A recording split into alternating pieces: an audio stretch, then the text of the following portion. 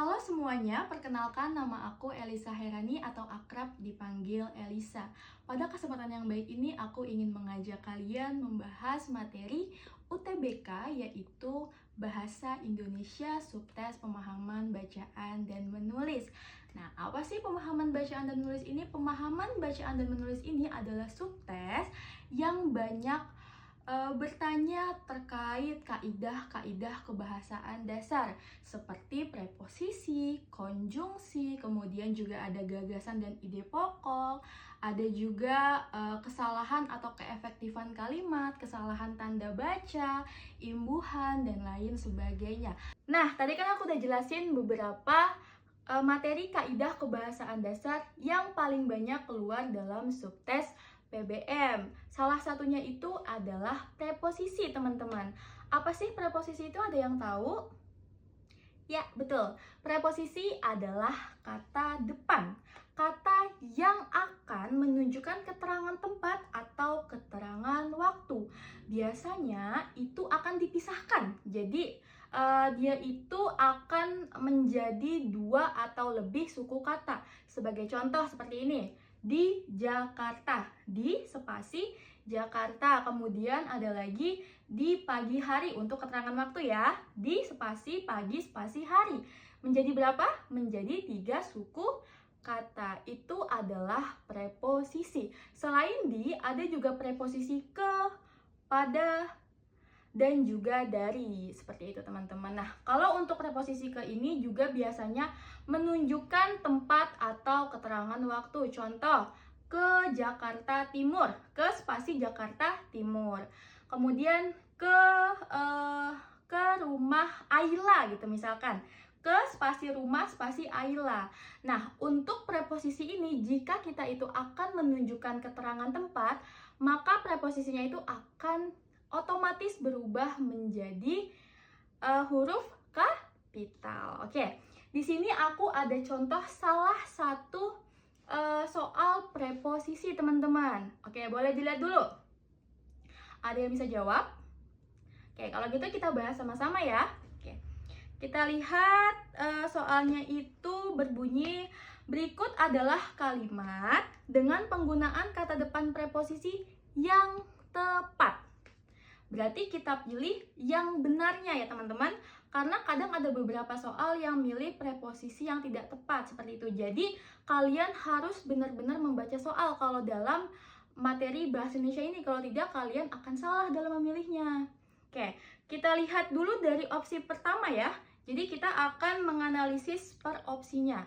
Oke, kita lihat opsi A. Di manakah perkebunan kopi terbaik di Indonesia? Kita lihat di manakahnya dulu. Kata di manakah ini merujuk kepada apa? Ya, betul, merujuk kepada keterangan tempat atau menanyakan tempat ya. Jadi seharusnya dipisah di spasi manakah. Oke. Kalau di Indonesianya benar ya. Oke, dia dipisahkan. Oke. Jadi opsi yang A itu salah. Oke, kita lihat di opsi yang B. Turki adalah negara di mana 95% datarannya berada di Asia.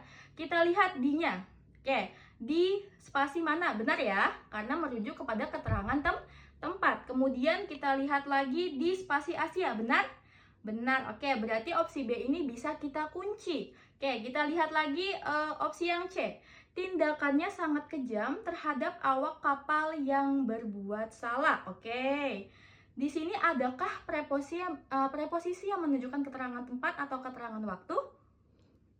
Tidak ada ya. Berarti langsung kita eliminasi. Oke.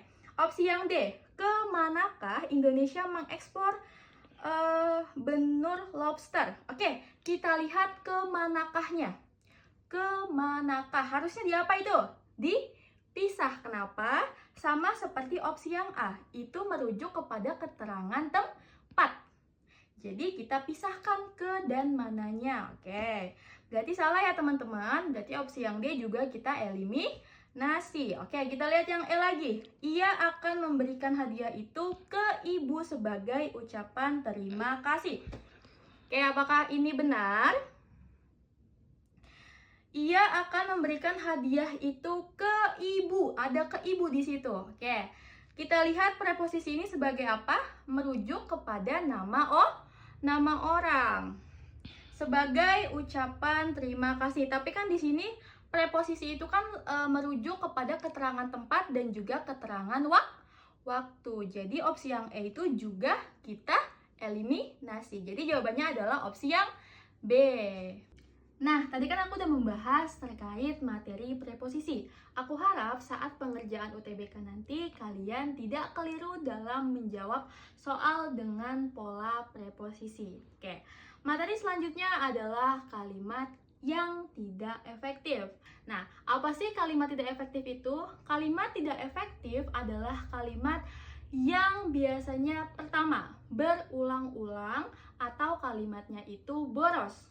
Kemudian yang kedua, kalimat yang secara kepenulisan atau secara penulisan katanya itu salah. Membuat apa? Membuat terjadinya ambiguitas atau kesalahan dalam peletakan subjek, predikat, dan objek. Kenapa? Karena penggunaan di dan me itu akan memengaruhi penggunaan subjek dalam sebuah kalimat, teman-teman. Oke, di sini ada soal yang menyangkut kalimat tidak efektif. Nah, kita lihat ya. Soalnya itu bertanya terkait manakah kalimat yang tidak efektif. Berarti kita mencari kalimat yang salah.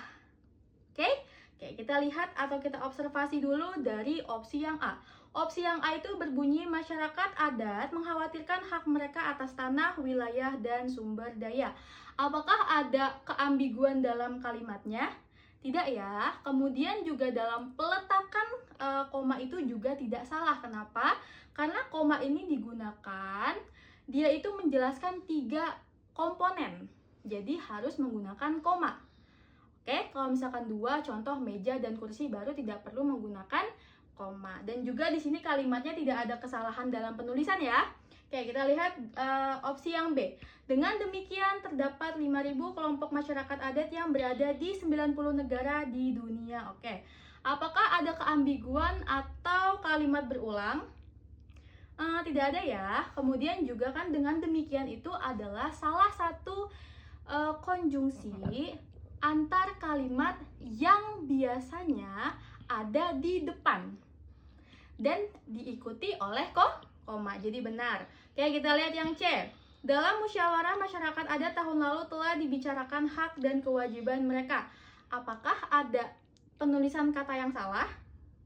Tidak. Kemudian apakah kalimatnya ambigu?